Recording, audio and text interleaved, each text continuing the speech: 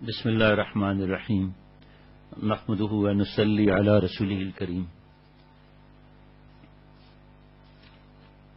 آپ صلی اللہ تعالی علیہ وسلم بچپن سے ہی جو اللہ تعالیٰ انبیاء علیہ الصلوۃ والسلام ہوتے ہیں وہ معصوم ہوتے ہیں، اللہ تعالیٰ حفاظت فرماتے ہیں۔ ان کے بارے میں کوئی بات کہنے کے بارے میں کچھ نہیں کہہ سکتا، بس اتنا کہتا ہوں کہ جان بھی دے دیں، کروڑوں جان بھی دے دیں، تب بھی آپ صلی اللہ علیہ وسلم کی امت میں جو اللہ نے ہمیں داخل کیا ہے اس کا شکر ادا نہیں کر سکتے۔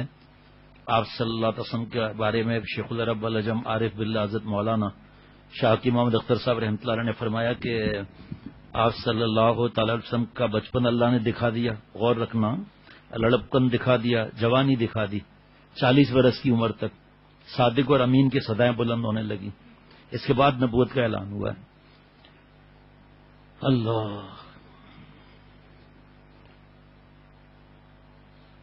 حضور صلی اللہ علیہ وسلم کی پھوپھی صفیہ بھی بنو ہاشم کی خواتین میں خاص ہستی تھیں۔ وہ حضور صلی اللہ علیہ وسلم کی ہم عمری تھیں، جرأت اور شجاعت میں اپنی مثال آپ تھیں۔ بنو ہاشم کی اس کہکشاں میں حضور صلی اللہ علیہ وسلم کی حیثیت سورج کی سی تھی۔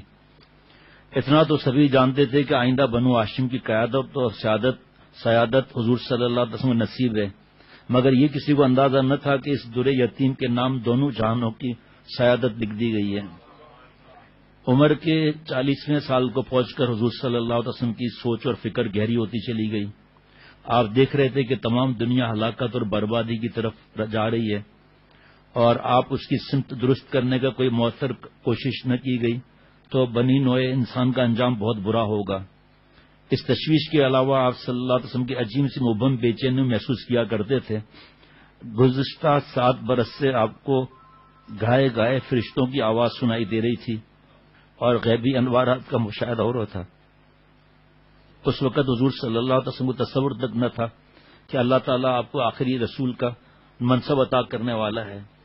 یہ کتاب کا نام ہے تاریخ امت مسلمہ، جناب مولانا محمد اسماعیل ریحان صاحب دامت برکاتہم کا ہے، اور اس کے بارے میں حضرت مفتی تقی عثمانی صاحب بڑے بڑے علماء نے فرمایا کہ ہمارے مختصر بتاتا ہوں کہ ہم سے لوگ پوچھتے تھے تاریخ کے بارے میں ہم جواب کیا دیں، لیکن اس کتاب کے بعد ہم بہت خوش ہو گئے ہیں، اسی سے پڑھ کے سنایا جا رہا ہوں۔ اس کیفیت بند کرنا ہے بھائی، اس کیفیت نے آپ صلی اللہ علیہ وسلم کو تنہائی پسند بنا دیا، اور آپ مکے کی گھاٹیوں اور بیابانوں میں وقت گزارنے لگے۔ اب حضور صلی اللہ علیہ وسلم کو اکثر سچے خواب دکھائی دیا کرتے تھے۔ کبھی کبھی وادیوں سے گزرتے ہوئے درختوں اور پتھروں سے آواز آتی،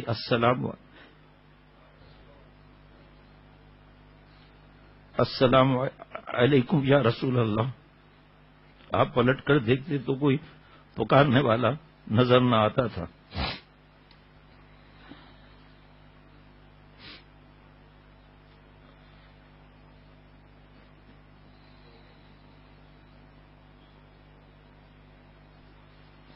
اس سے پہلے کہ آپ پر وحی کا نزول شروع ہوتا، وحی کی حفاظت کے انتظامات مکمل کر لیے گئے۔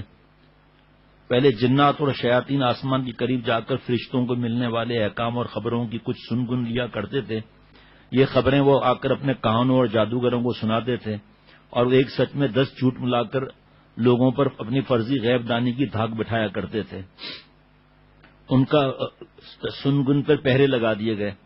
اگر کوئی جن پہلے کی طرح ادھر کا رخ کرتا تو شہاب ثاقب اس کا تعاقب کرتے۔ اس سے جنات کو بھی اندازہ ہو گیا کہ ان قریب کوئی بڑا واقعہ ہونے والا ہے۔ ایک کاہن کا بیان ہے جو بعد میں مشرف اسلام ہوا کہ میرے پاس ایک چڑیل آیا کرتی تھی۔ ایک دن وہ گھبرائی ہوئی، نمودار ہوئی اور کہنے لگی، کیا تو نے نہیں دیکھا جنات اور ان کی حیرانی کو، ان کی مایوسیوں کو، ان کی اونٹنیوں کے پشت سے چمٹنے کو؟ حضور صلی اللہ تعالی وسلم نے مکے سے دور غار حرا کو اپنی گوشہ نشینی کے لیے پسند کر لیا۔ آپ صلی اللہ علیہ وسلم کی عمر کا 40واں سال تھا جب ایک دن یکایک ایک فرشتہ آپ صلی اللہ علیہ وسلم سامنے حاضر ہوا۔ یہ حضرت جبریل علیہ السلام تھے جو اللہ کے حکم سے آخری رسالت اور ساری دنیا کی رہنمائی کا فریضہ حضور صلی اللہ علیہ وسلم کو سونپنے آئے تھے۔ انہوں نے آتے ہی اپنا تعارف کرایا اور کہا، اے محمد، میں جبرائیل ہوں اور آپ اللہ کے رسول ہیں۔ پھر فرشتے نے یہ آیت تلاوت کی، حضرت جبرائیل علیہ السلام، اقرأ بسم ربک الذی خلق خلق الانسان من علق اقرأ وربک الاکرم الذی علم بالقلم علم الانسان ما لم یعلم. پڑھیے اپنے پروردگار کا نام لے کر جس نے سب کچھ بنایا، جس نے انسان کو بنایا خون کے لوتھڑے سے. پڑھیے اور آپ کا پروردگار بڑا مہربان ہے جس نے قلم کے ذریعے علم سکھایا اور انسان کو وہ کچھ سکھایا جو وہ نہیں جانتا تھا. تفصیل بہت زیادہ ہے.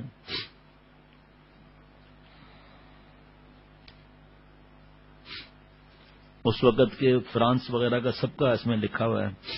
جب فرشتے یہ پیغام سن کر حضور صلی اللہ تعالی علیہ وسلم گھر پہنچے تو خوف اور ہیبت اور ایک بے حد گراں ذمہ داری کے احساس سے حضور صلی اللہ علیہ وسلم کا جسم کانپ رہا تھا. آپ کو لگتا تھا کہ کہیں اس کام کی فکر اور بوجھ سے جان ہی نہ نکل جائے.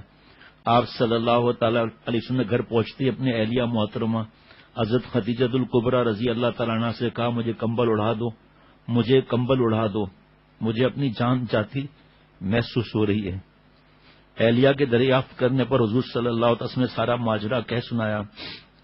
حضرت خدیجہ رضی اللہ تعالیٰ نے ایک تجربے کار اور دانش مند خاتون تھی.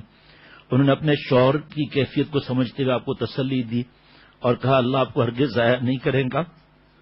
آپ رشتہ داروں کا خیال رکھتے ہیں، ہمیشہ سچ بولتے ہیں، امانت دار ہیں، دوسروں کے کام آتے ہیں، مہمانوں کی خاطر تواضع کرتے ہیں، سچائی کے راستے میں آنے والی مصیبتوں میں مددگار ثابت ہوتے ہیں. پھر وہ حضور صلی اللہ تعالی وسلم کو اپنے چچا زاد بھائی ورقہ بن نوفل کے پاس لے گئیں جو گزشتہ آسمانی کتابوں کا مطالعہ کرتے رہتے تھے. انہوں نے یہ واقعہ سنتے ہی کہا، اللہ کی قسم آپ اس امت کے نبی ہیں. یہ وہی فرشتہ تھا جو حضرت موسیٰ علیہ السلام کے پاس آیا تھا. دیکھنا ایک وقت آئے گا تمہاری قوم تمہیں جھٹلا کر تنگ کر کے اس شہر سے نکال دے گی. حضور صلی اللہ علیہ وسلم بڑے حیران ہوئے کہ قریش جو مجھے صادق اور امین کہتے ہیں میرے ساتھ یہ سلوک بھی کر سکتے ہیں. آپ صلی اللہ تعالی وسلم نے تعجب سے پوچھا، یہ لوگ مجھے نکالیں گے؟ ورقہ نے کہا، ہاں، جب کوئی نبی ایسا پیغام لے کر آیا ہے اس کی قوم نے اس سے دشمنی کی. اگر میری زندگی میں وقت آیا تو میں آپ کی ضرور مدد کروں گا.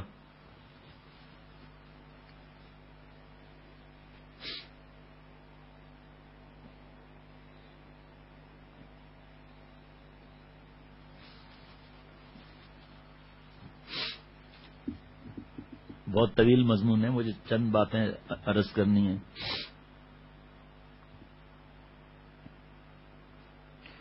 آپ صلی اللہ علیہ وسلم نے رازداری کے ساتھ نبوت کا کام شروع کیا اور غربا بھی بہت زیادہ جڑنے لگے اور کچھ بڑے لوگ بھی جڑے، حتیٰ کہ سگے چچا ابو لہب کو بھی کچھ پتہ نہ لگ سکا. آپ صلی اللہ علیہ وسلم کی حکمت عملی یہ تھی کہ متشدد اور متعصب لوگ چاہے قریبی رشتہ دار کیوں نہ انہیں دعوت کی سنگن بھی نہ ملنی پائے.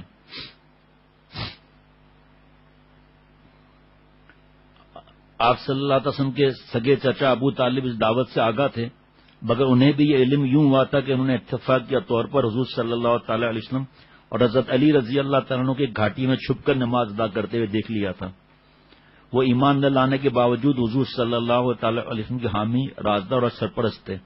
انہوں نے حضرت علی رضی اللہ تعالیٰ عنہ کے اسلام قبول کرنے پر کوئی اعتراض نہیں کیا، بلکہ اپنے دوسرے بیٹے حضرت جعفر رضی اللہ تعالیٰ عنہ کو بھی، جو حضرت علی رضی اللہ تعالیٰ عنہ سے 10 سال بڑے تھے، حضور صلی اللہ علیہ وسلم کے پاس اسلام قبول کروایا. یوں جعفر بن ابی طالب رضی اللہ تعالیٰ عنہ سابقون الاولون، ابتدا میں اسلام لانے والوں میں شمار ہوئے. مکہ شریف کیونکہ مرجع خلائق تھا، جہاں بیرونی زائرین کی آمد و رفت رہتی تھی، ان مسافروں کو بھی حسب موقع دعوت دینے کا کام شروع کر دیا گیا.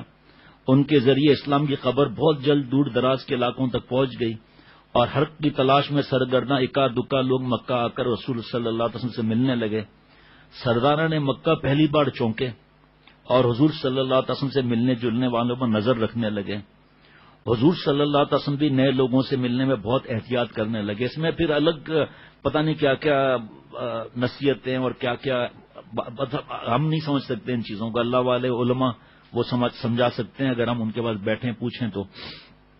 انہی دنوں ڈاکوؤں کے قبیلے غفار کہ ایک نوجوان حضرت ابو ذر غفاری جو بت پرستی سے بیزار تھے، اپنے بھائی سے ایک نئے نبی اور نئے دین کی خبر سنی، وہ سیدھا مکہ پہنچے۔ انہیں معلوم تھا کہ نبوت کا دعویٰ کرنے والے جو ان سے ملاقات کرنا مصیبت مول لینے کے مترادف تھا، نبوت کا دعویٰ کرنے والے جوان سے ملاقات کرنا مصیبت مول لینے کے مترادف تھا، لہذا وہ مسجد الحرام میں ٹھہر کر منتظر رہے کہ کسی دن رسول صلی اللہ علیہ وسلم کی زیارت ہو جائے۔ آخر حضرت علی رضی اللہ تعالیٰ عنہ کا حال احوال پوچھا اور انہیں حضور صلی اللہ علیہ وسلم سے ملایا۔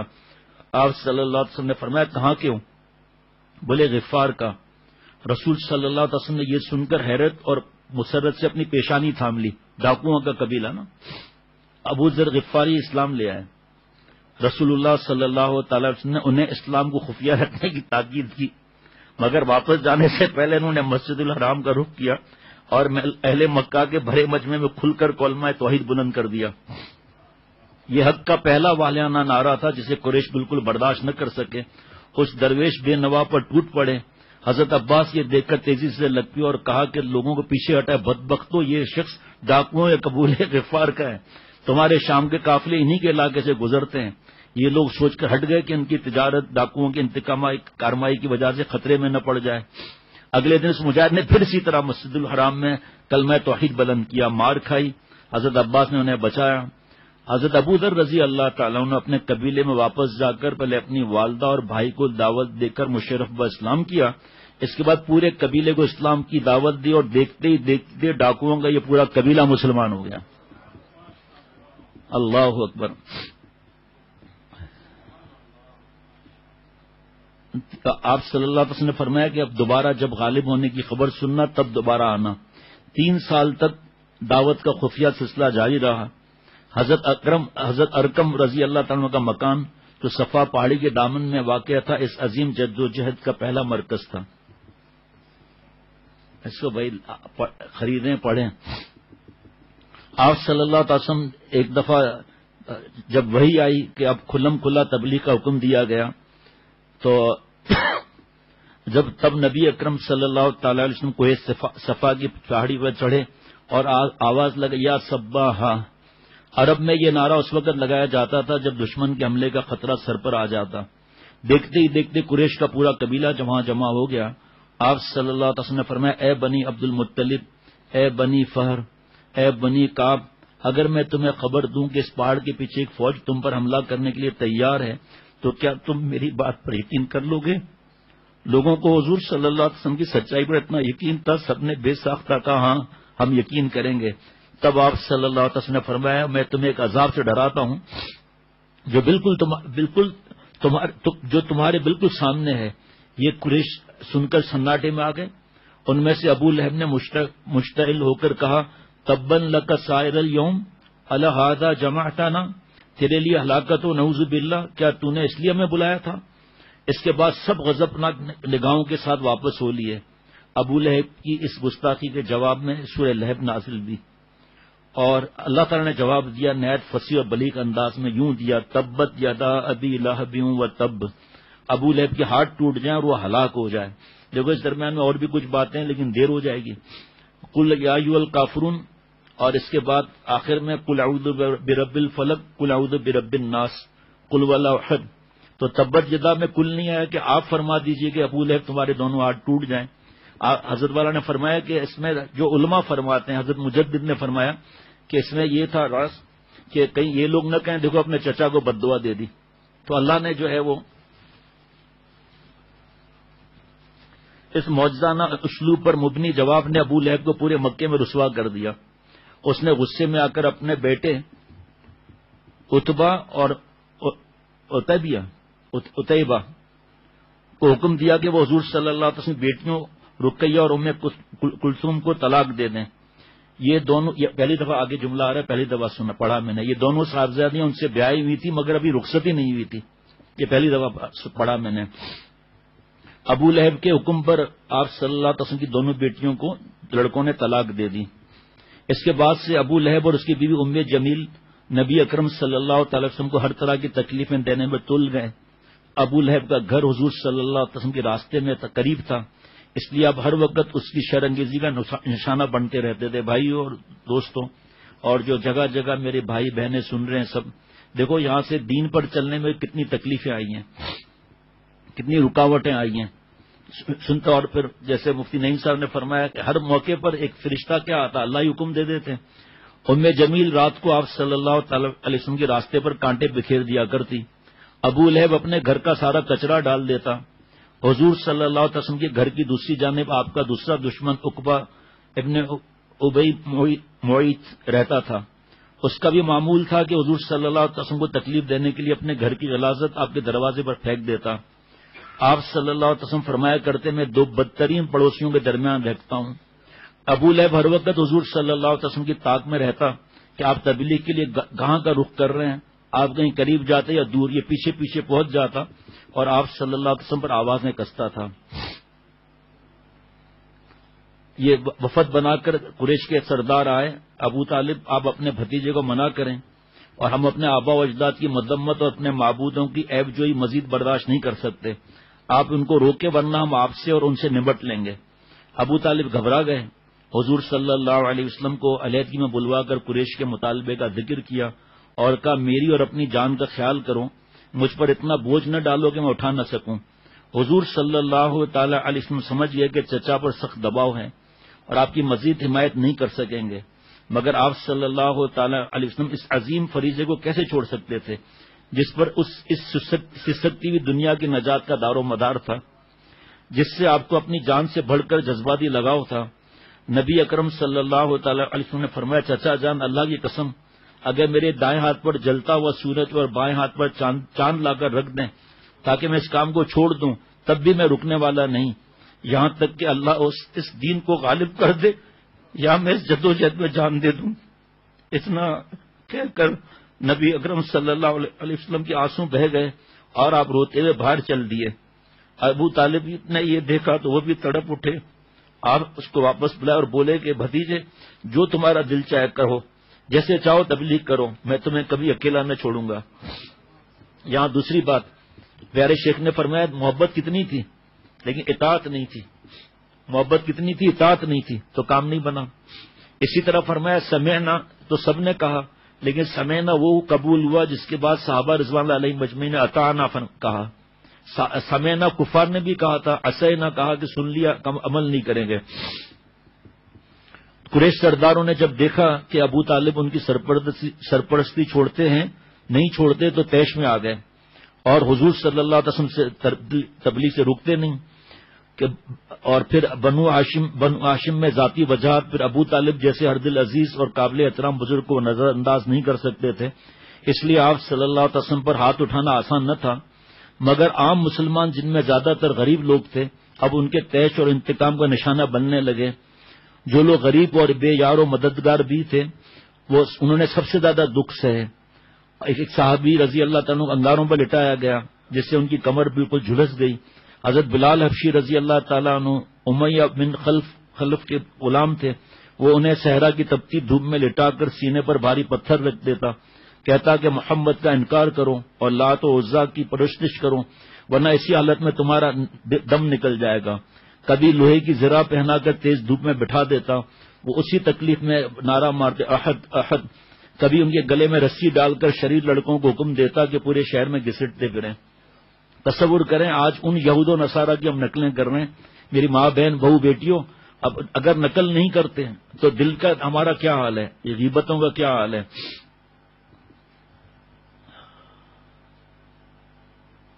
حضرت عمار بن یاسر، ان کے والد یاسر اور والدہ سمیہ رضی اللہ تعالیٰ عنہم کا مکے میں کوئی رشتہ دار نہ تھا.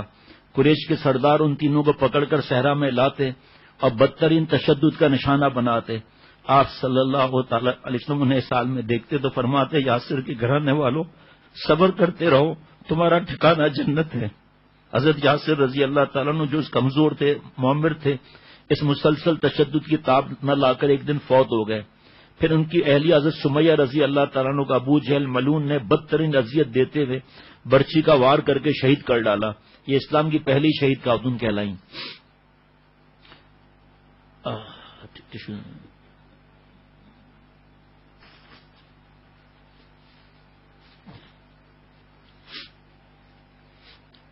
حضرت ابو بکر صدیق رضی اللہ تعالیٰ عنہ مکہ کے انتہائی معزز لوگوں میں سے تھے. اس طرح حضرت طلحہ بن عبید اللہ رضی اللہ تعالیٰ عنہ بھی شرفا میں شامل تھے. مگر جب دونوں اسلام لائے تو قریش کے سردار نوفل بن خویلد نے دونوں کو پکڑ کر ایک ہی رسی سے باندھ دیا اور بڑی ایذا رسانی کے بعد چھوڑا. تب سے یہ دونوں پکے دوست کہلانے لگے. ایک دن حضرت ابو بکر صدیق رضی اللہ تعالیٰ عنہ نے سر عام اسلام کی دعوت دینا شروع کی تو مشرکین آپے سے باہر ہو گئے, ان پر جھپٹ پڑے, مار مار کے بے ہوش کر دیا. عتبہ نے اپنے موٹے تلے والے, یہ پہلی دفعہ پڑھ رہا ہوں, عتبہ نے اپنے موٹے تلے والے پرانے جوتوں سے حضرت ابو بکر صدیق رضی اللہ تعالیٰ کے چہرے پر ٹھوکریں مارتا رہا. چہرہ اتنا زخمی ہو گیا کہ پہچان مشکل ہو گئی. ان کے رشتہ دار نیم مردہ حالت میں انہیں اٹھا کر لے گئے. سب کو یقین تھا کہ وہ زندہ نہیں بچیں گے, مگر اللہ نے ان کی زندگی باقی رکھی تھی. شام کے قریب انہیں ہوش آیا تو پہلا جملہ منہ سے نکلا, حضور صلی اللہ تعالی وسلم تو خیریت سے ہے نا؟ جب بتایا گیا خیریت سے تو کہنے لگے کہ میں جب تک حضور صلی اللہ علیہ وسلم خود نہیں دیکھ لیتا کچھ کھاؤں گا پیوں گا نہیں. آخر ان کی والدہ اور ایک رشتہ دار خاتون ام جمیل رات کا اندھیرا پھیلنے کے بعد انہیں سہارا دے کر نبی اکرم صلی اللہ تعالی وسلم کی خدمت میں لے آئیں. آپ صلی اللہ تعالی علیہ وسلم اپنے عزیز ترین دوست کی حالت دیکھ کر اپنے آنسو نہ روک سکے. حضرت ابو بکر صدیق بھی رضی اللہ تعالی ساتھ میں روتے رہے. ان کی والدہ بھی تک اسلام نہیں لائی تھیں. سیدنا ابو بکر صدیق رضی اللہ تعالیٰ کی درخواست پر آپ صلی اللہ علیہ وسلم نے ان کی ہدایت کے لیے دعا کی. دعا کا اثر یہ ہوا کہ ام الخیر رضی اللہ تعالیٰ عنہ اسی وقت ایمان لے آئیں.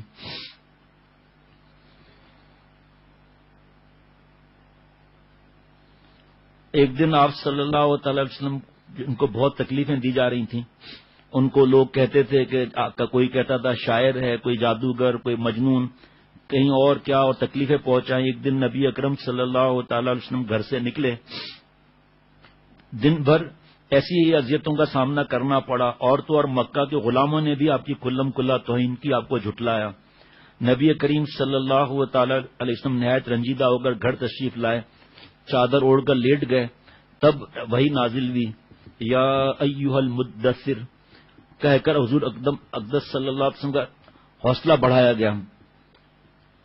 اکثر حضور صلی اللہ علیہ وسلم اہل مکہ کی طعن و تشنیع کے جواب میں خاموش رہتے, مگر کبھی کبھی صبر کا پیمانہ چھلک جاتا تو آپ انہیں بتا دیتے کہ وہ اپنے لیے خود ہی ہلاکت کا سامان تیار کر رہے ہیں. ایک دن حضور صلی اللہ تعالی علیہ وسلم کعبے کا طواف کر رہے تھے. اس وقت مکے کے رؤوسا کعبے کے سائے میں بیٹھے تھے. آپ طواف کرتے کرتے جب ان کے پاس سے گزرتے وہ آپ کا مذاق اڑاتے. آخر تیسرے چکر میں حضور صلی اللہ علیہ وسلم ان کے پاس رک گئے. فرمایا, قریش کے لوگوں, اللہ کی قسم تم باز نہ آؤ گے جب تک تم پر اللہ کا عذاب نازل نہ ہو. سن لو, میں تمہارے لیے ہلاکت کی خبر لے کر آیا ہوں. یہ سن کر سب کے رونگٹے کھڑے ہو گئے اور انہیں سامنے سونگ لیا.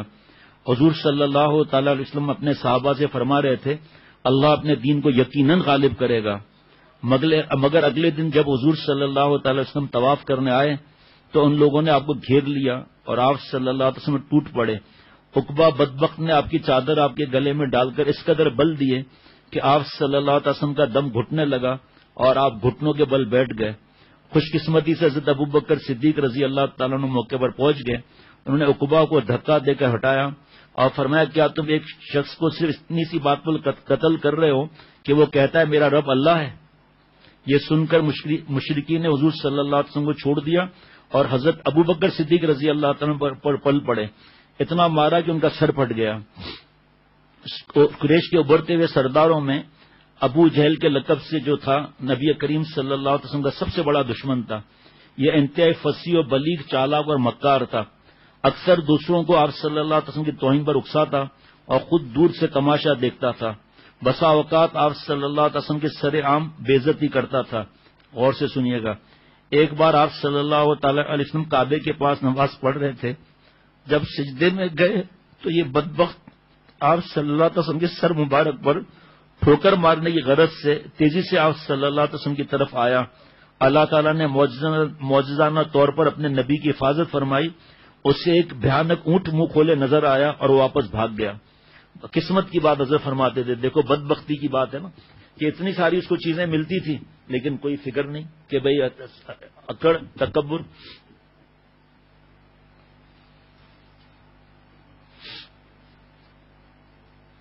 حضرت زینب رضی اللہ تعالیٰ عنہ آپ صلی اللہ علیہ وسلم کی بڑی بیٹی تھی، اس لیے خاص طور پر اپنے والد کا خیال رکھتی تھی کہ وہ کہاں گئے ہیں اور کس سال میں ہیں۔ حضور صلی اللہ علیہ وسلم بازاروں اور گلی کوچوں میں اللہ کی توحید کا پیغام سناتے سناتے اور کافروں کی ایذائیں سہتے سہتے بے حال ہو جاتے۔ اتنے میں حضرت زینب رضی اللہ تعالیٰ عنہ آپ کو تلاش کرتے، آن پہنچتی اور آپ کو دشمنوں کی ایذا سے بچانے کی کوشش کرتی۔ حارث بن حارث اپنے لڑکپن کا چشمدید واقعہ بیان کرتے ہیں کہ وہ اپنے باپ کے ساتھ مکہ پہنچے تو دیکھا ایک جگہ رش لگا ہوا ہے۔ پوچھا ابا یہ کیا مجمع ہے؟ باپ نے کہا بیٹا یہ لوگ ایک بے دین آدمی کو گھیرے ہوئے ہیں۔ وہ باپ کے ساتھ سواری سے اتر کر مجمع میں گھسے، دیکھا تو نبی اکرم صلی اللہ تعالی علیہ وسلم لوگوں کو ایمان اور توحید کی دعوت دے رہے ہیں۔ لوگ آپ صلی اللہ علیہ وسلم کی بات کی تردید کر رہے ہیں اور طرح طرح کی تکالیف دے رہے ہیں۔ آدھا دن اسی طرح گزر گیا، اس کے بعد مجمع چھٹ گیا۔ تب ایک خاتون پانی کا برتن اور رومال لیے بھی ادھر آئیں اور آپ صلی اللہ علیہ وسلم کو پانی پلایا، پھر وضو کرایا۔ لوگوں سے دریافت کرنے پر معلوم ہوا کہ یہ خاتون رسول اللہ صلی اللہ علیہ وسلم کی بیٹی زینب ہے۔ ایک اور گواہ فرماتے ہیں کہ حضور صلی اللہ تعالی وسلم لوگوں کے مجمع میں فرما رہے تھے کہ لوگوں لا الہ الا اللہ کہہ دو کامیاب ہو جاؤ، مگر لوگ آپ کو گالیاں دینے لگے۔ کسی نے بڑی مٹی کا بڑا تھال بھر کر آپ صلی اللہ علیہ وسلم پر اس طرح پھینکا کہ سارا بدن خاک آلود ہو گیا۔ ایک بدبخت تو چہرہ انور پر تھوکنے سے بھی باز نہ آیا۔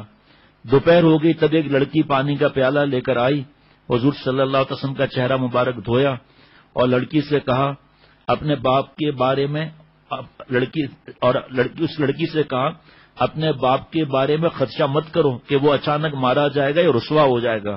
یہ لڑکی حضرت زینب بنت محمد صلی اللہ تعالی علیہ وسلم تھی۔ حضور انور صلی اللہ تعالی علیہ وسلم ایک دن خانہ کعبہ میں نماز پڑھ رہے تھے کہ ابو جہل نے کہا کوئی ایسا نہیں جو اونٹ کی اوجھڑی اٹھا کر لائے اور جب محمد سجدے میں جائیں تو وہ اوجھڑی آپ کی پشت پر رکھ دے۔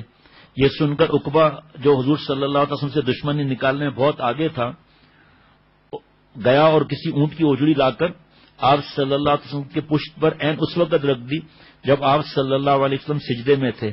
مشرکین اپنی شرارت سے اتنے لطف اندوز ہو رہے تھے کہ ہنستے ہنستے ایک دوسرے پہ گرے جاتے تھے۔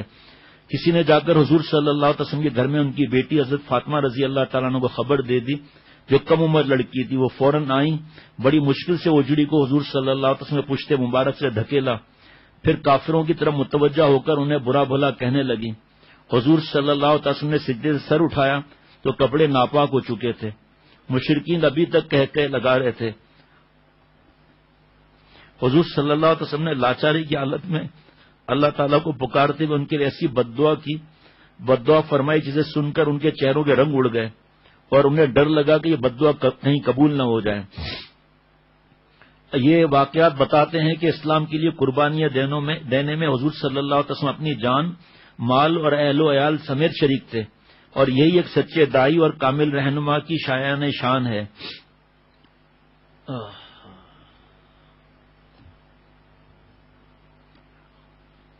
حضور صلی اللہ علیہ وسلم پر ایک بہت بڑی آزمائش آئی۔ حضور صلی اللہ علیہ وسلم کے بڑے صاحبزادے قاسم جو آپ کی بعثت سے پہلے پیدا ہوئے تھے اب اتنے بڑے ہو چکے تھے کہ گھوڑے پر سوار ہو جاتے تھے، اللہ کو پیارے ہو گئے۔ کچھ دنوں بعد آپ کے دوسرے صاحبزادے عبداللہ بھی دنیا سے رخصت ہو گئے۔ اس طرح آپ صلی اللہ علیہ وسلم کی نرینہ اولاد کوئی نہ رہی۔ اولاد کی جدائی کا غم ہی کچھ کم جگر سوز نہ تھا کہ مشرکین نے مزید دل آزادی کا ذریعہ بنا لے۔ اب وہ کہتے پھرتے تھے کہ محمد ابتر ہو گئے، یعنی ان کی اولاد نرینہ ختم ہو چکی، آئندہ ان کی نسل نہ کوئی نام لیوا۔ آپ صلی اللہ علیہ وسلم کی تسلی کے لیے اللہ تعالی نے سورہ کوثر نازل فرمائی اور یہ اعلان فرمایا ان شانئک هو الابتر، یقیناً آپ کے دشمنی بے نام و نشان ہو جائیں گے۔ اللہ تعالیٰ کے حضور اکرم صلی اللہ علیہ وسلم کے اولاد نرینہ کو جلد اپنے پاس بلا لینے میں سب سے بڑی حکمت یہ تھی کہ آپ صلی اللہ علیہ وسلم کا آخری نبی ہونا طے ہو چکا تھا۔ اب اگر آپ کے لڑکے جوان ہو کر نبی نہ بنتے تو کسی کو شک ہو سکتا تھا کہ شاید گزشتہ انبیاء کرام زیادہ قابل اور اپنے اولاد کے زیادہ اچھے مربی تھے کہ ان کی اولاد بھی پیغمبر ہوئی، کیونکہ آخری نبی تھے۔ اگر نبی صلی اللہ علیہ وسلم اتنے قابل ہوتے تو ان کی اولاد بھی نبی ہوتی، بس حق تعالیٰ نے حضور اکرم صلی اللہ علیہ وسلم کو لڑکوں کی نعمت عطا ضرور کی تاکہ آپ انعام سے محروم نہ رہیں، مگر جلد ان کو واپس بلا لیا تاکہ کسی قسم کا شک پیدا نہ ہو۔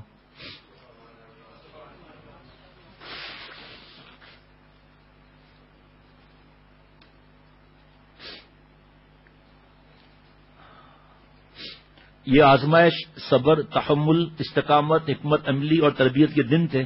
اسلام کی تاریخ میں یہ ایام سنہرے حروف سے لکھے جانے کے قابل ہیں، کیونکہ انہی دنوں میں وہ افراد تیار ہو رہے تھے جن پر آگے ساری امت کی قیادت اور رہنمائی کا دار و مدار تھا۔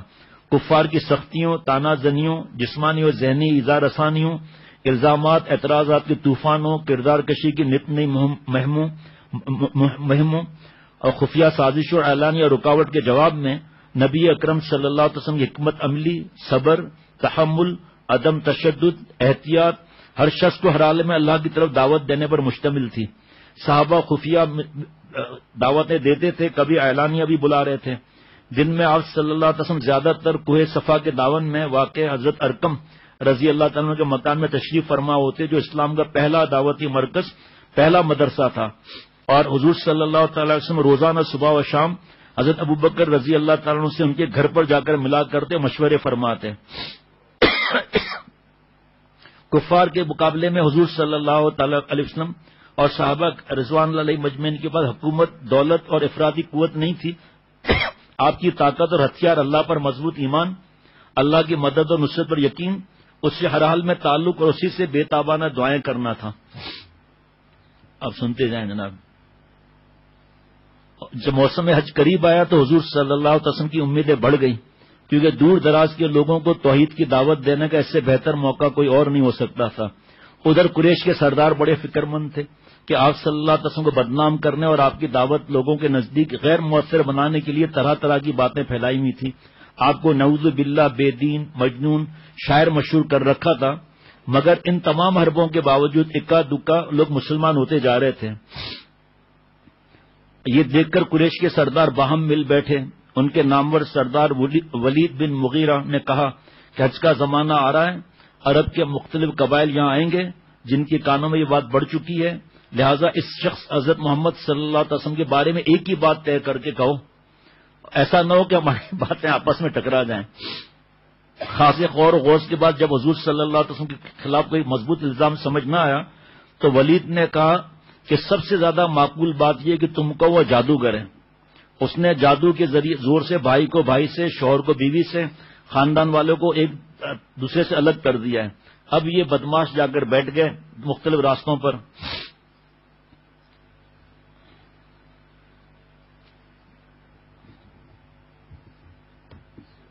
حضور صلی اللہ تعالی وسلم نے ان انسانوں کے ان اجتماعات سے بھرپور فائدہ اٹھانے اور ان کے ذریعے تھوڑے وقت میں اور دور دراز کے قبائل تک اپنے بات پہنچانے کا فیصلہ کر ہی لیا۔ چنانچہ حضور صلی اللہ تعالی وسلم نے مختلف قبائل کے سامنے دین کی دعوت رکھی۔ ارے یہ تو ہے گیا بہت ضروری بات نا۔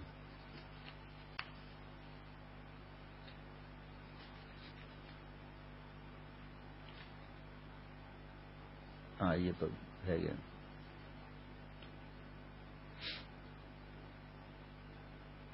جب آیت آئی وَأَنذِرْ عَشِيرَتَكَ الْأَقْرَبِينَ کہ اپنے قریبی رشتہ داروں کو شرک کے انجام سے ڈرائیے اور انہیں توحید کا پیغام سنائیے، تو آپ صلی اللہ علیہ وسلم نے سب رشتہ داروں کو جمع کیا، ایک ایک کو مخاطب کیا اور سمجھایا۔ حضور صلی اللہ علیہ وسلم نے فرمایا، اے میری پھپھی صفیہ، اے عبد المطلب کی اولاد، اپنی جانوں کو جہنم سے بچانے کی فکر کرو، کیونکہ کل اللہ کے ہاں تمہارے معاملے سے میں کچھ کام نہیں آ سکوں گا۔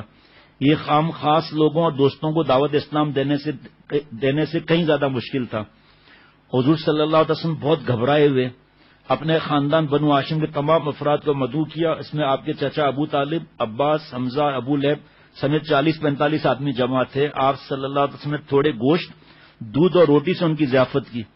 معجزانہ طور پر سب کھا پی کر سیر ہو گئے۔ پھر آپ صلی اللہ علیہ وسلم نے فرمایا، آدمی اپنے گھر والوں سے غلط بیانی نہیں کرتا، اس اللہ کی قسم جس کے سوائے کوئی معبود نہیں، میں سب کے لیے اللہ کا رسول ہوں اور آپ کے لوگوں کے لیے بطور خاص، اے اولاد عبد المطلب، بلا شبہ کوئی شخص اپنے قوم کے پاس اس سے بہتر بات لے کر نہیں آیا جو میں آپ کے پاس لایا ہوں۔ میں دین و دنیا اور آخرت کی کامیابی کا پیغام لایا ہوں۔ اللہ کی قسم جس طرح آپ سوتے ہیں اسی طرح ایک دن ضرور مریں گے، اور جس طرح آپ بیدار ہوتے ہیں اسی طرح ایک دن حساب کتاب کے لیے زندہ کیے جائیں گے، اور وہاں اپنے اعمال کا بدلہ ضرور پائیں گے۔ بے شک جنت کا ٹھکانہ بھی ہمیشہ ہمیشہ کے لیے ہے، اور دوزخ میں رہنا بھی ہمیشہ ہمیشہ کے لیے، یعنی کفار کے لیے۔ اچھا جی، ابو لہب بھی تعقب میں لگا ہوا تھا۔ حضور صلی اللہ تعالی علیہ وسلم ان بازاروں اور میلوں کے مختلف حلقوں میں تشریف لے جاتے اور لوگوں کو اللہ کی طرف بلاتے۔ حضور صلی اللہ تعالی علیہ وسلم فرماتے، لوگوں کہو لا الہ الا اللہ، اللہ کے سوا کوئی معبود نہیں، تم کامیاب ہو جاؤ گے۔ حضور صلی اللہ تعالی وسلم کے پیچھے پیچھے آپ کا چچا ابو لہب لپکتا آتا۔ آگے سنو نا ذرا عجیب بات، اس کی بھینگی آنکھوں میں، بھینگا تھا ابو لہب، اس کی بھینگی آنکھوں میں نفرت کی چنگاریاں ہوتی اور اس کے سرخ گال تمتما رہے ہوتے۔ حضور صلی اللہ علیہ وسلم پر مٹی پھینکتا اور چلاتا، ارے لوگوں دیکھنا کہ یہ شخص تمہیں تمہارے دین سے نہ ہٹا دے، یہ چاہتا ہے کہ تم لات اور عزا کی عبادت چھوڑ دو۔ حضور صلی اللہ تعالی وسلم اس کی طرف توجہ دیے بغیر اپنا پیغام سناتے جاتے تھے۔ وہ جو آپ سناتے ہیں نا کہ آپ صلی اللہ علیہ وسلم کیا ہے، سناؤ ذرا۔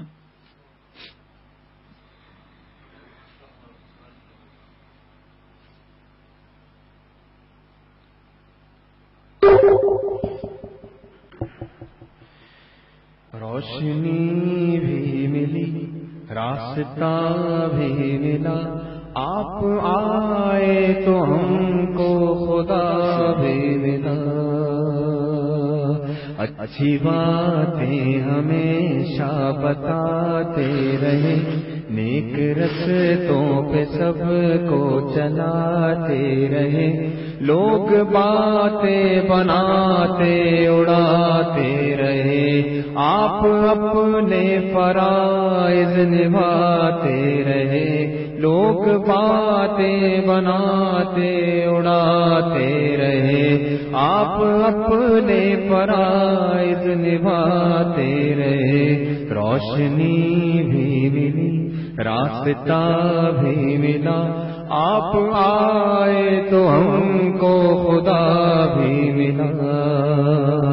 کون سا کام اچھا ہے کیا ہے برا، سب کو تفصیل سے خوب سمجھا دیا، ان کا پیغام تو عام تھا عام ہے، تائب اس پر عمل اب تیرا کام ہے۔ ماشاءاللہ۔ مکہ میں حضور صلی اللہ علیہ وسلم کی دعوتی سرگرمیاں جاری تھی، اب میں زیادہ تو نہیں بیان کر سکوں گا، اور قریش کی عداوت بھی۔ اسی زمانے میں قبیلہ ازد کے ضماد نامی ایک صاحب مکہ پہنچے۔ مشرکین نے اس خدشے سے کہ کہیں وہ حضور صلی اللہ علیہ وسلم کی دعوت سے متاثر نہ ہو جائیں، انہیں باور کرایا کہ حضور نعوذ باللہ مجنون ہے۔ ضماد کو جھاڑ پھونک کا بڑا تجربہ تھا۔ انہوں نے حضور صلی اللہ علیہ وسلم سے ملاقات کی اور کہا، میرے ہاتھ پر اللہ نے بہت سے لوگوں کو شفا دی ہے، آپ کہیں تو آپ صلی اللہ علیہ وسلم پر بھی دم کر دوں؟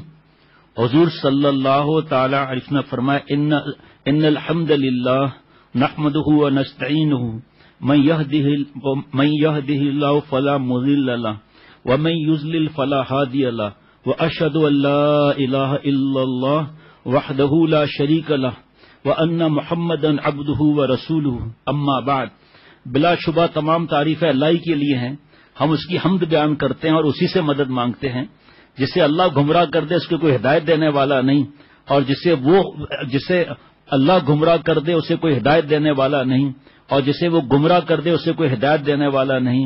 اور میں گواہی دیتا ہوں کہ اللہ کے سوا کوئی معبود نہیں، وہ اکیلا ہے، اس کا کوئی شریک نہیں، اور یہ کہ محمد اس کے بندے اور رسول ہیں۔ ضماد نے دم بخود ہو کر یہ کلمات سنے، یقین نہ آیا کہ کوئی ایسے کلام بھی سنا سکتا ہے۔ بے ساختہ کہا، پھر سنائیے۔ آپ صلی اللہ علیہ وسلم نے یہ کلمات دوبارہ سے بارہ دہرائے۔ ضماد نے کہا کہ میں نے کاہنوں، جادوگروں، شاعروں کا کلام سنا ہے، مگر اس جیسے جملے کبھی نہیں سنے، یہ تو دریائے بلاغت کی تہہ تک پہنچے ہوئے ہیں جملے۔ ضماد پھر رضی اللہ تعالیٰ عنہ ہو گئے، اسلام قبول کر لیا، اور اپنے قوم کی طرف سے بھی حضور صلی اللہ علیہ وسلم کے ہاتھ پر بیعت کر کے واپس ہوئے۔ درمیان میں جس طرح مولوی فرحان بیچ میں درس قرآن میں بات میں بتاتا ہے نا، میں بھی ایک بات بتانا چاہتا ہوں درمیان میں. اتنا مزہ آئے گا، خوش ہو جائیں گے سب. مزہ ہی مزہ ہے، کیسے خوش نہ ہوں گے.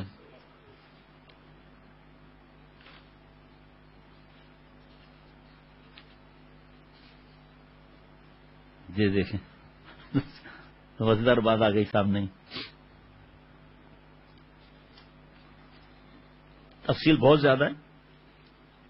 حضرت یزید بن ابی، یہ ہے یرموک اول جو ہے وہ مارکا ہے یرموک اول کا، جس میں رومی بہت زیادہ تھے.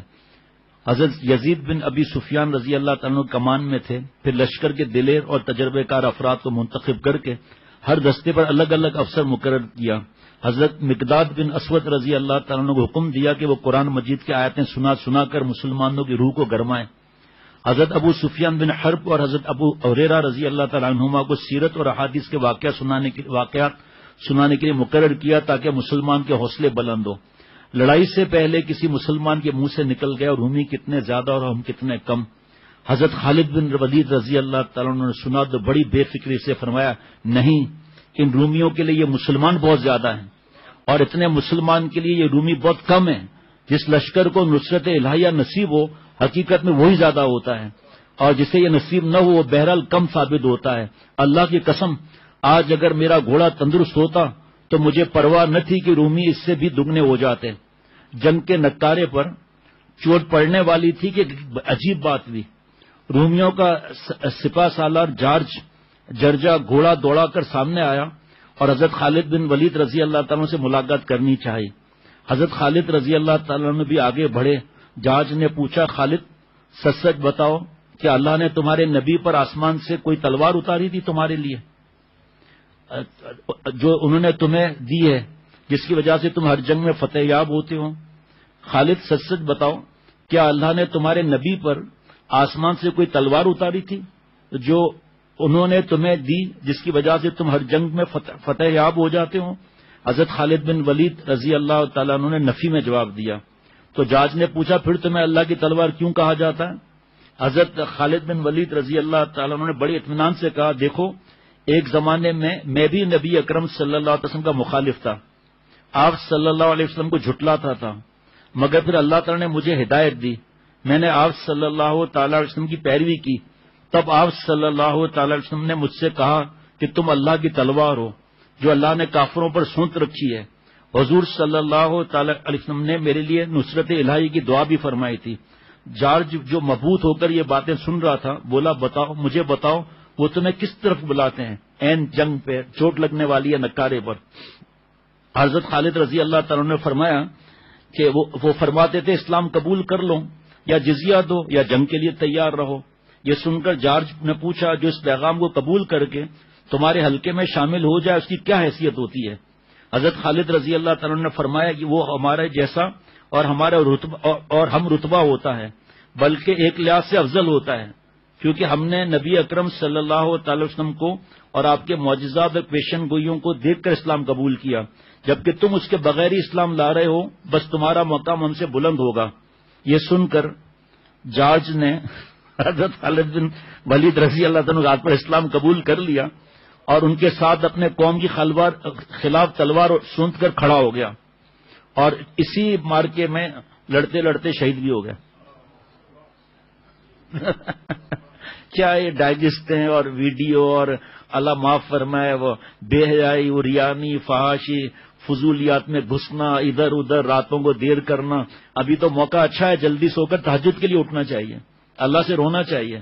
ایک خاتون کا بھی میرے پاس ای میل آیا کہ آپ تو مفتی نعیم صاحب کا میں نے بیان سن کر پھر سو گئی تھی، تو رات کو آنکھ کھلی تو مفتی نعیم صاحب نے جو فرمایا کہ بستر سے الگ ہو جائیں اور اللہ سے معافی مانگیں، کہ بس میں نے مفتی نعیم صاحب کو بہت دعائیں دی اور 1 گھنٹے تک روتی رہی اور ایسا لگا میرا دل پھٹ جائے گا. تو میں نے پھر جا کر پانی پیا اور میں ذرا سنبھل گئی. میرے پاس رکھا ہوا ہے ابھی ای میل یہ نا، اسی کو تو عمل کہتے ہیں. یہ تھوڑی سن لیا بس چھٹی. یہ واقعات کیا ہیں؟ پھر آپ صلی اللہ علیہ وسلم کے صحابہ رضوان اللہ علیہ مجمعین کے واقعات، پھر اور کتنی ایسی باتیں جنہوں نے عمل کیا، پھر درود شریف پڑھ رہے ہیں، تلاوت. کئی گھروں سے اللہ کے کرم سے آج بھی میسج اور ای میل ہے کہ ہم نے نشر تیب شروع کر دی، قرآن پاک شروع کر دیا، بچوں کو ساتھ بٹھا رہے ہیں، یہ سب قسمت کی بات ہے. یہ ہے ہی اسی لیے کہ ہم اللہ تعالیٰ سے قریب ہو جائیں، اللہ تعالیٰ سے معافی مانگ لیں. ایک خاتون 1 گھنٹے تک دعائیں مانگ اور دوڑتی رہی، روتی رہی.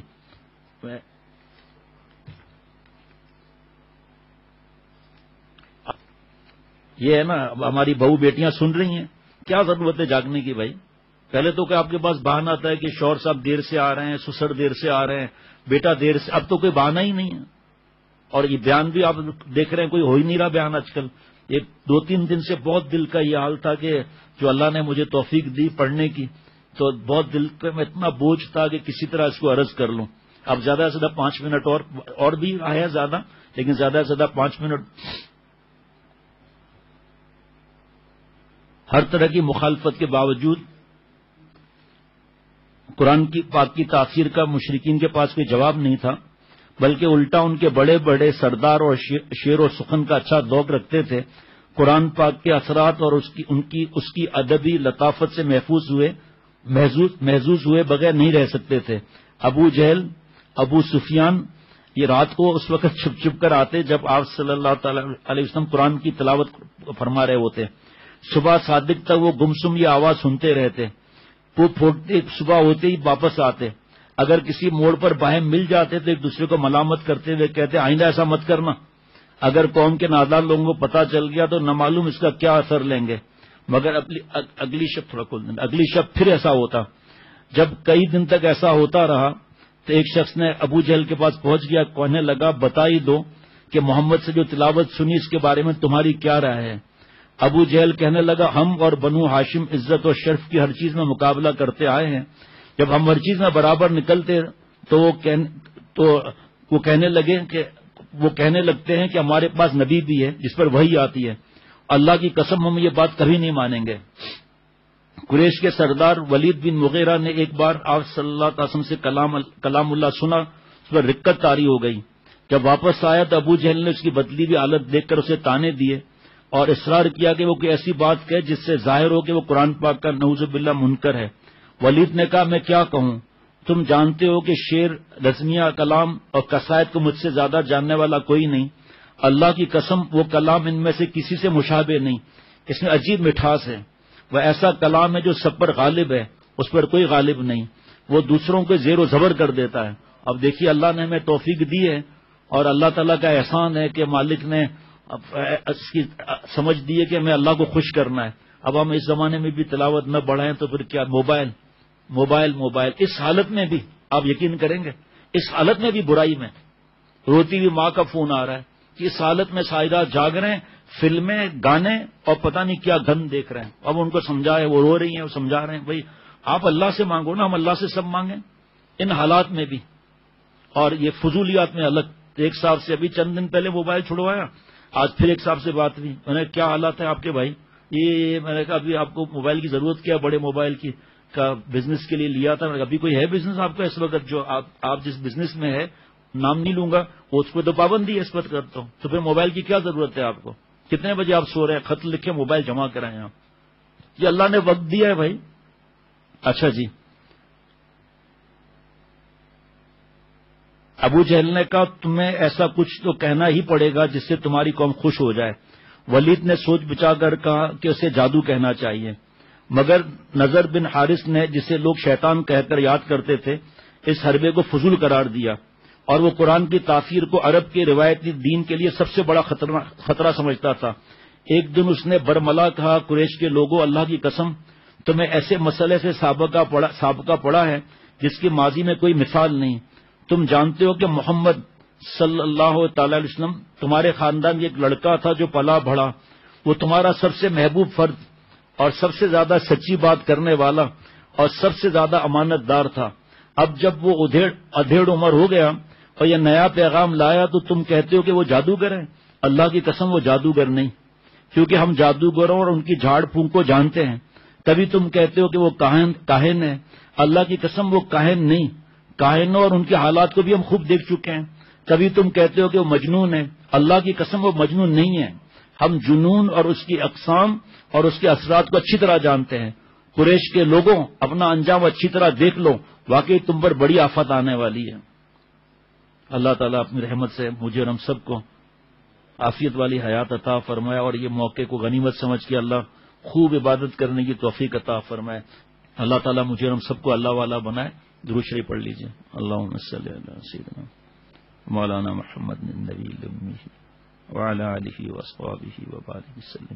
یا اللہ تعالیٰ مجھے اور ہم سب کو معاف فرما دیجیے، ہماری صورت اور سیرت کو اپنے پیار کے قابل بنا۔ یا اللہ جس بات سے آپ خوش ہوتے ہوں، آپ صلی اللہ تعالی علیہ وسلم جس بات سے خوش ہوتے ہوں وہ کرنے کی توفیق عطا فرما۔ اللہ جی جس بات سے آپ ناراض ہوتے ہوں، جن سے آپ کے سب سے لاڈلے اور پیارے حضور صلی اللہ علیہ وسلم جن باتوں سے ناراض ہوتے ہیں ان سے بچنے کی توفیق عطا فرما۔ یا اللہ جی جتنی سانسیں باقی بچی ہیں ہر سانس کو اپنی ذات پاک پر فدا کرنے کی توفیق عطا فرما۔ اے دونوں جہان کے مالک، دونوں جہانوں کی خوشیاں عطا فرما۔ اس وبا کو، ہر قسم کی وبا کو، ہر قسم کی بیماری کو اے اللہ اپنی رحمت سے ختم فرما اور شفا میں بدل دیجیے۔ اللہ جی جو مسلمان اس بیماری میں مبتلا ہیں اے رب کریم انہیں صحت کاملہ عاجلہ مستمرہ عطا فرما۔ یا اللہ مجھ سمیت ہر مسلمان کی حفاظت فرما، جان مال عزت آبرو ایمان کی حفاظت فرما اور صحت عطا فرما۔ اے رب کریم ناشکری سے بچا۔ یا اللہ ہر حالت میں ہر بات پر آپ کا شکر ادا کرنے کی توفیق عطا فرما۔ آپ کے اتنے احسانات ہیں کہ گن نہیں سکتے اور نہ شکر ادا کر سکتے ہیں، آپ ہمیں معاف فرما دیجیے۔ یا اللہ آپ کے بے حساب احسانات کا بے حساب شکر ادا کرتے ہیں، یہ زبانی شکر ہے، اللہ اصلی شکر گناہ چھوڑنے کی توفیق عطا فرما۔ اے رب کریم اپنا قرآن پاک صحیح کرنے کی توفیق عطا فرما۔ یا اللہ اپنی رحمت سے اپنے کرم سے مجھے اور سب کو معاف فرما۔ جن گھروں میں ٹیلی vision cable we C R net اور مجسمے اور تصویریں ہیں یا اللہ ان کو نکال دیجئے، اور میرے دل میں اور جس کے دل میں جو گناہ ہے نکال دیجئے۔ ہمارے گھر کے ذرے ذرے میں، دل کے ذرے ذرے میں اپنے نور کو داخل فرما دیجئے۔ اے رب کریم مجھ سمیت ہر مسلمان کو سچی توبہ کی توفیق عطا فرما۔ اے اللہ مجھے عافیت سے رکھ اور آپ صلی اللہ علیہ وسلم کی امت کو عافیت سے رکھیے۔ اے اللہ مجھے ہدایت عطا فرما، آپ صلی اللہ علیہ وسلم کی امت کو ہدایت عطا فرما۔ اے رب کریم میری مغفرت فرما، آپ صلی اللہ علیہ وسلم کی امت کی مغفرت فرما۔ اے رب کریم حرمین شریفین کے دروازے پہلے کی طرح کھول دیجئے۔ اے اللہ عافیت کا معاملہ فرما، سب کو صحت عطا فرما، حفاظت فرما۔ اے رب کریم حفاظت فرما۔ اے اللہ عمرے کے لیے انتظامات خیر سے فرما۔ یا اللہ رمضان شریف کے لیے اعتکاف کے لیے غیب سے انتظام فرما، حج کے لیے غیب سے انتظام فرما۔ اللہ جی مجھ سمیت ہر مسلمان کو معاف فرما۔ یا اللہ پاکستان میں، عالم اسلام میں، کفرستان میں بھی جہاں جہاں مسجدیں بند ہیں اے اللہ عافیت کی بھیک عطا فرما۔ اے اللہ دوبارہ سے غیب سے مدد فرما۔ اے رب کریم اپنی رحمت سے مجھ سمیت ہم سب کی جملہ مقاصد حسنہ پورے فرما۔ اے رب کریم جو جو مسلمان بھائی تکلیف میں ان کی تکلیفوں کو دور فرما۔ اے رب کریم ان کی تکلیفوں کو دور فرما۔ مجھ سمیت ہر مسلمان کی جان مال عزت آبرو ایمان کی حفاظت فرما۔ اے رب کریم جب ہم نے حضرت والا سے سنا کہ ملا علی قاری رحمۃ اللہ علیہ مشکات کی شرح مرکات میں فرماتے ہیں جہاں اللہ والوں کے تذکرے ہوتے ہیں وہاں دل نور سے بھر جاتا ہے، چاہ جائے کہ وہ بھی موجود ہوں۔ یا اللہ آپ صلی اللہ علیہ وسلم کی باتیں مبارک اور سیرت مبارک پڑھی اور سنی، میں نے بھی آپ صلی اللہ تعالی وسلم کی باتیں سنی اور پڑھی بھی۔ اللہ آپ صلی اللہ علیہ وسلم کے سب سے پیارے ہیں۔ اے رب کریم ان کی برکت سے، ان کے صدقے سے مجھ سمیت ہر مسلمان کو معاف فرما۔ اے اللہ آپ صلی اللہ علیہ وسلم کے صدقے، آپ صلی اللہ علیہ وسلم کے خون مبارک آنسو مبارک کے صدقے، اے رب کریم صحابہ رضوان اللہ علیہ مجمعین، صحابیات رضی اللہ عنہن، اہل بیت رضوان اللہ علیہ مجمعین کے صدقے مجھ سمیت ہر مسلمان کو معاف فرما اور اس وبا کو دور فرما۔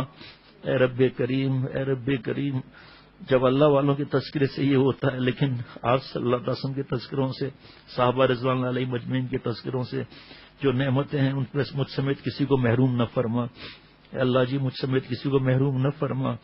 اللہ جی مجھ سمیت کسی کو محروم نہ فرما۔ اپنا قرب خاص عطا فرما، خاتمہ ایمان پر نصیب فرما۔ آپ کے اتنے احسانات ہیں، اتنے احسانات ہیں، اللہ احسانات کی بارش فرما دیجئے۔ اگرچہ ہم اس قابل نہیں ہیں، بغیر استحقاق کے اپنی نعمتیں عطا فرما۔ خاتمہ کا وقت سب سے بہترین اور عالی شان وقتوں کے شاداں فرح کلمہ شریف پڑھتے ہوئے، غزل خاں نعت شریف پڑھتے ہوئے، گنگناتے ہوئے آپ سے جا کر ملے، ایمان پر خاتمہ ہو۔ اے اللہ مجھ سمیت کسی کو محروم نہ فرما۔ یا اللہ اب تک بغیر مانگے پتہ نہیں کتنی نعمتیں آپ نے عطا فرمائی ہیں، یا اللہ جو مانگا وہ بھی عطا فرما، جو نہیں مانگ سکے وہ بھی عطا فرما۔ اے اللہ مسجد اختر اور غرفت السالکین کو حضرت والا کے درد دل کے نشر و اشاعت کے لیے بغیر استحقاق کے عالمی مرکز بنا دیں، اور مجھ سمیت میرے گھر اور میرے روحانی جسمانی اولاد احباب خصوصی، اے اللہ ہم سب سے، ہماری اولاد سے یا اللہ اپنی رحمت سے بغیر استحقاق کے یہ کام لے لیجئے اور محروم نہ فرمائیے۔ اے اللہ مفتی نعیم صاحب جو کام کر رہے ہیں اس وقت، اللہ خوب جلد از جلد وہ کام کروا دیجئے، جلد چھپوا دیجئے، اور اللہ سب کو مجھ سمیت کسی کو محروم نہ فرما۔ اے اللہ اپنا خاص تعلق نصیب فرما۔ صلی اللہ علیہ وسلم۔